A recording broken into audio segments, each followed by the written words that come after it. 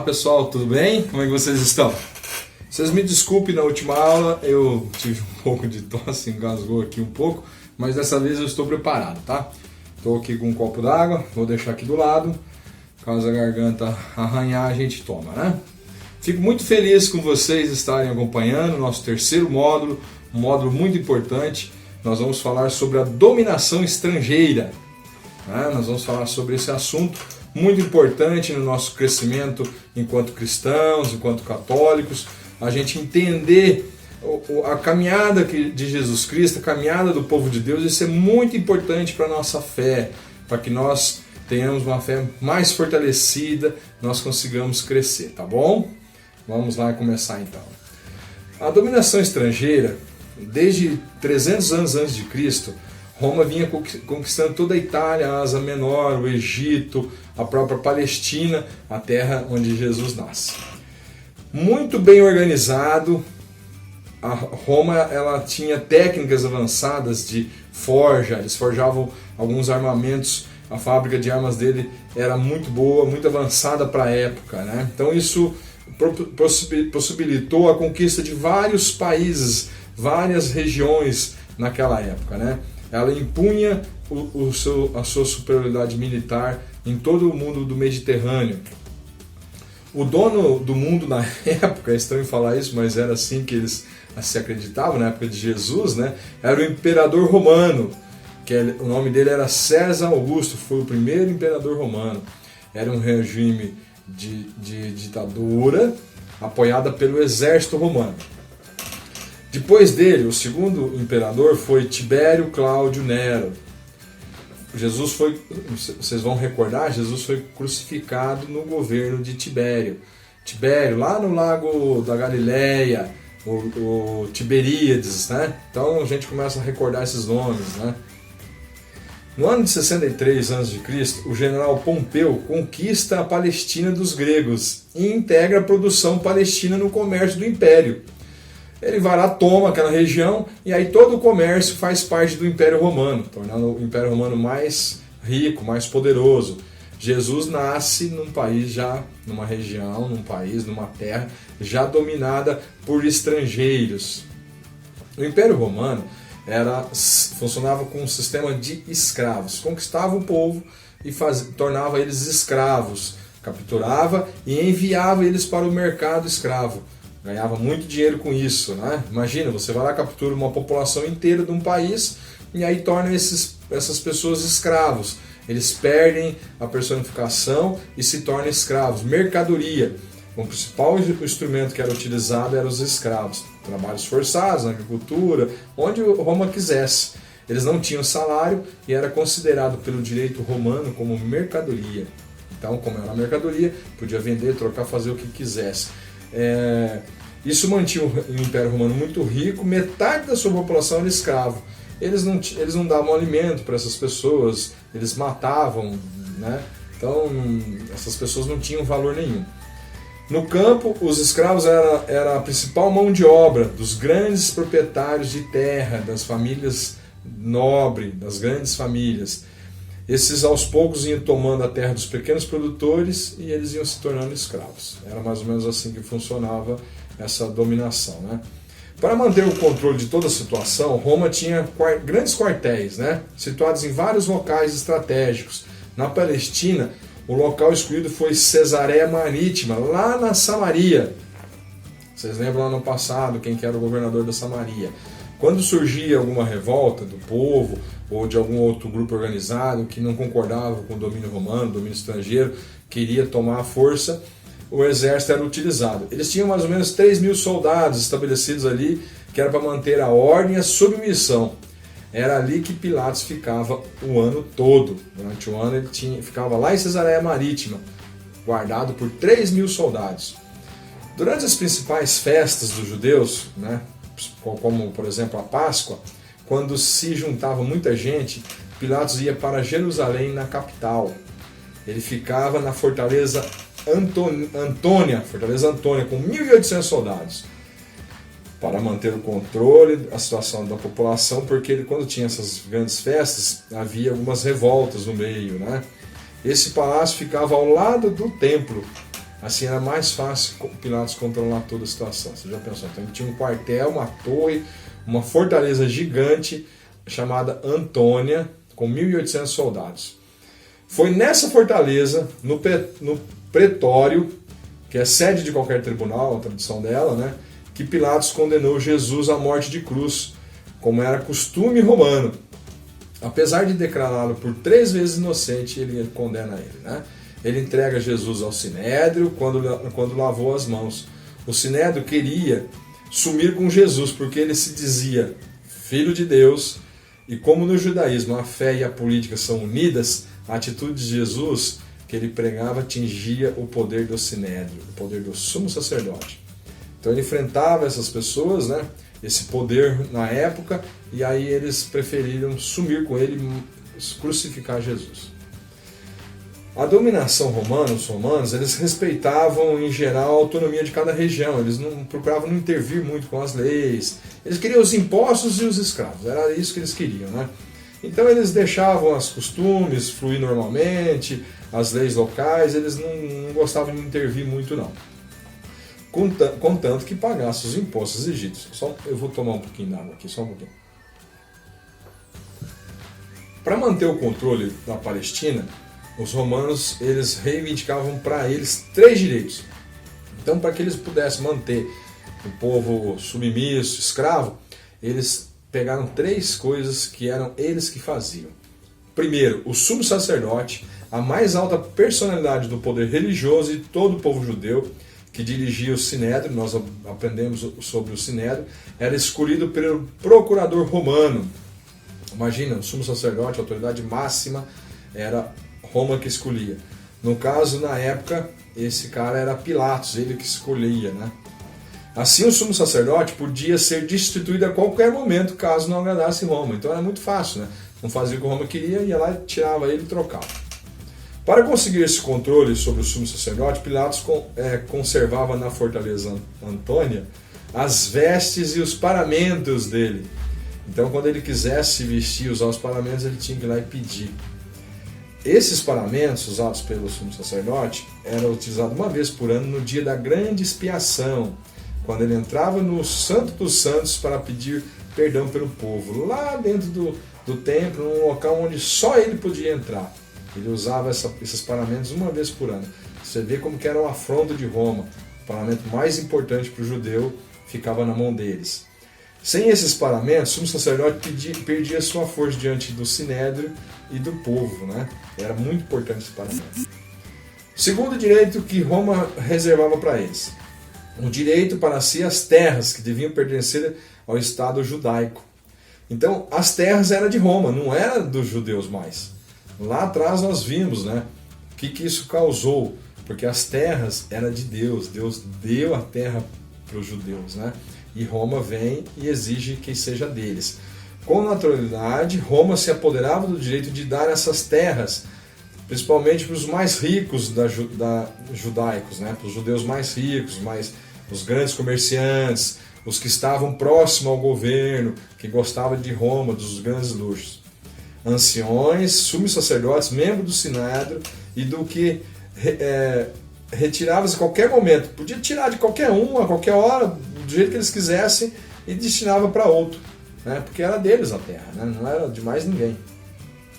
Terceiro direito, direito de condenar à morte por crimes políticos. Só ia, Roma matava, botava na cruz crimes políticos. Algumas revoltas iam para a cruz, alguns ladrões acabavam tendo esse tipo de julgamento, né? Assim, no caso de Jesus, o Conselho Tribunal Judaico teve que recorrer a Pilatos para condená-lo à morte, o que não aconteceu no caso de Estevão, né? Tem a passagem que depois nós vamos ver lá. Ele escolhe isso, né, porque o judeu não poderia matar um judeu, condenar à morte. O direito era de Roma. Roma intervia quando havia tumulto muito grave, né? Roma ela deixava o pessoal viver ali, mas quando eles faziam a repressão, eles eram terríveis. Eles matavam sem dó mesmo. No ano de 4 depois de Cristo, teve uma revolta dos zelotes. Nós vamos falar um pouquinho sobre os zelotes aqui. 2.000 deles foram crucificados. Vocês imaginam 2.000 judeus sendo crucificados. O que isso representava para o povo? Eles apanhavam muito, passavam pelas ruas, né? Então, vendo aquilo, colocava o povo sob submissão com muito medo. Torturas, execuções era muito comum. Eles faziam isso em público, né? Para servir como exemplo. As revoltas dos camponeses não paravam, vivia surgindo, porque eles perdiam as terras, eles não tinham como pagar, tinha uma seca, tinha algum problema na plantação, eles não tinham como pagar os impostos, a família passava fome, então eles se revoltavam, né? E aí eles se juntavam, era chamado de zelotes ou sicários. Sicário é uma faquinha, né? Um punhal, uma sica. Então era esse nome que eles tinham. Durante as grandes festas, os zelotes, eles costumavam se infiltrar no meio do povo e eles matavam romanos e costumavam matar alguns chefes do sinédrio, alguns poderosos, né, para tentar tomar o poder. Agindo dessa forma, os zelotes acreditavam que eles iam instaurar o Estado da Palestina para Deus. Deus, o único rei, representado pelo descendente de Davi, um Messias. Eles queriam preparar a vinda do Messias fazendo isso.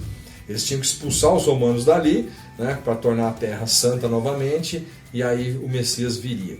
Os zelotes esperavam um Messias guerreiro, muito interessante, né? Então eles achavam que viria um Messias guerreiro, um rei poderoso que iria libertar e organizar todo o povo judeu novamente. Ia trazer todo o povo judeu e ia organizar num povo só. Tinha que expulsar os romanos, né, que eles falavam que os romanos eram pagãos, porque os romanos tinham vários deuses, né, acreditavam em vários deuses, ocupavam as suas terras, né, então eles tinham que purificar a terra e purificar o sacerdócio, né, o sumo sacerdote, o poder ali, eles tinham que purificar porque estava corrompido pelo poder romano. Os zelotes, eles eram muito perseguidos, eles eram considerados como criminosos. No interior da Palestina, as suas ideias eram mais avançadas, a população aceitava mais. Qual que eram as propostas principais dele? Abolir as dívidas, acabar com as grandes propriedades, porque não era essa a ideia de Deus no início, né? Libertar os escravos. Os zelotes, eles eram recrutados na camada mais pobre. Eles convidavam as pessoas mais pobres, os excluídos, para participar dessa guerrilha. Lá na Galileia, onde tinha o grupo maior de zelotes, era na Galileia. Era gente simples e queria resolver o seu problema do dia a dia, os problemas sociais, porque faltava alimento, faltavam as necessidades básicas para eles naquela época, né? Entre os discípulos de Jesus havia alguns zelotes, né? Jesus convida alguns zelotes, algumas dessas pessoas revoltadas, para que pudesse acompanhar ele na sua missão. Simão, o zelota, Tiago e João, os filhos do trovão. Eles eram zelotes também. Pedro, que corta a orelha de Malco, Judas Iscariotes, Jesus trouxe eles, né? Eles eram zelotes. Depois da ressurreição, até os apóstolos acreditavam que Jesus era um rei poderoso, ia expulsar os romanos e instaurar a paz e a realeza em Israel novamente. Eles acreditavam que Jesus era esse Messias, poderoso, um rei armado, né? E a gente sabe que Jesus não era assim, né? O imperador romano, ele se impunha como Deus. Ele falava, eu sou o Deus de vocês, em cima de mim não existe mais ninguém. Como tal, devia ser adorado. Sua imagem estava em todo lugar. E o judeu ficava muito irritado com isso, porque eles não poderiam adorar o imperador. Nisto, o Império Romano, conhecendo a lei dos judeus, né, ele respeitava isso, que os judeus não precisavam adorar o imperador como um deus. Mas os sacerdotes do templo tinham que oferecer todo dia 2 sacrifícios, um pelo imperador e outro pelo Império Romano. Olha como que era difícil, né, a questão do sacerdote. Tinha que fazer 2 sacrifícios todo dia, um pelo imperador e outro pelo império, mantendo assim a submissão deles. Mas nem sempre foi assim. No tempo dos primeiros cristãos, na época do imperador Nero, quando começou a ser escrito o livro do Apocalipse, foi nessa época que começa a ser escrito, eles eram perseguidos e mortos. Quem não aceitasse o imperador como rei, como Deus, não lhe prestasse culto. Nero, além os judeus na lei, né, judaica, eles só Deus uno, Deus único. Nós acreditamos em um Deus só. Lá eles tinham que adorar Nero como Deus. E Nero perseguia os primeiros cristãos e matava esses cristãos. O culto ao imperador, que no tempo de Jesus era Tibérios, tinha um caráter claramente político, né? Pois dava ao imperador uma verdadeira unidade. Então ele era o Deus, então todo mundo tinha que respeitar ele, ninguém podia atacar ele porque ele era Deus. Isso também incutia nas pessoas uma submissão política, como fazia o faraó no tempo de Moisés. O faraó era considerado um Deus também, né? Então as pessoas respeitavam ele e idolatravam ele. Todas as moedas romanas tinham a imagem de César. Isso também, o judeu não pegava essa moeda porque era pecado. Quando Jesus responde aos fariseus, é só um momentinho para mim, por gentileza. Quando Jesus responde aos fariseus, quando eles vão falar sobre a moeda, lá os impostos, né?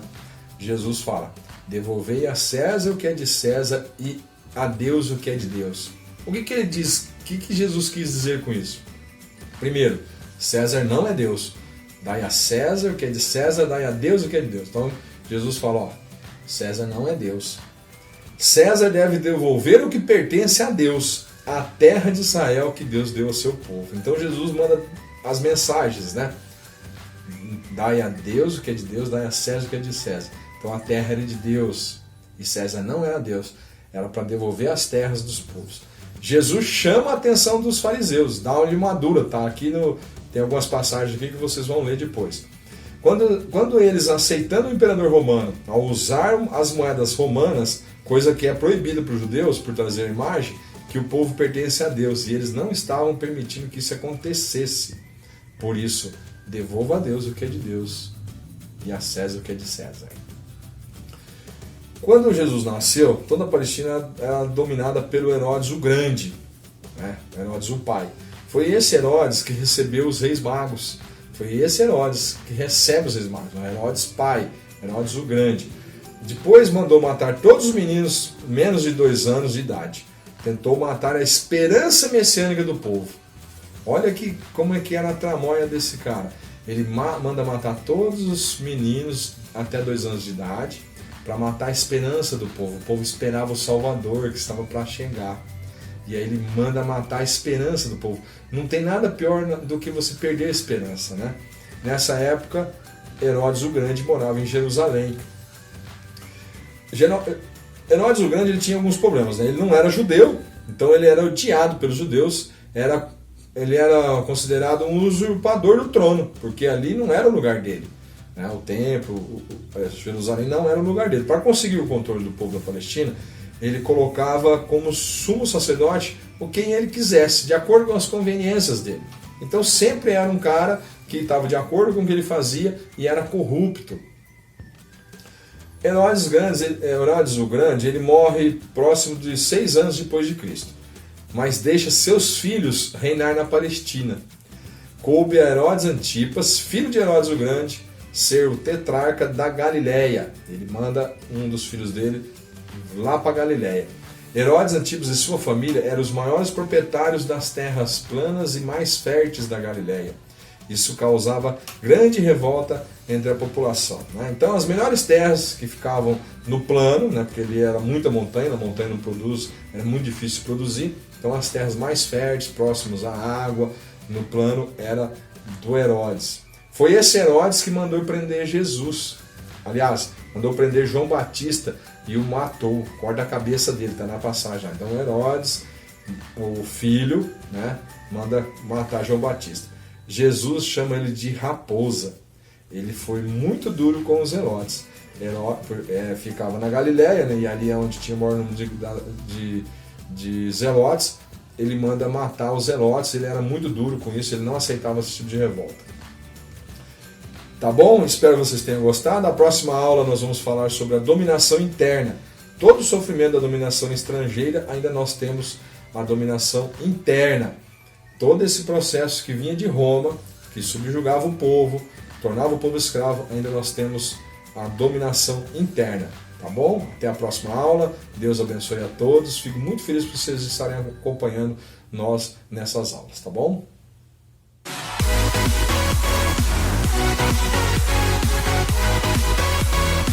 We'll be right back.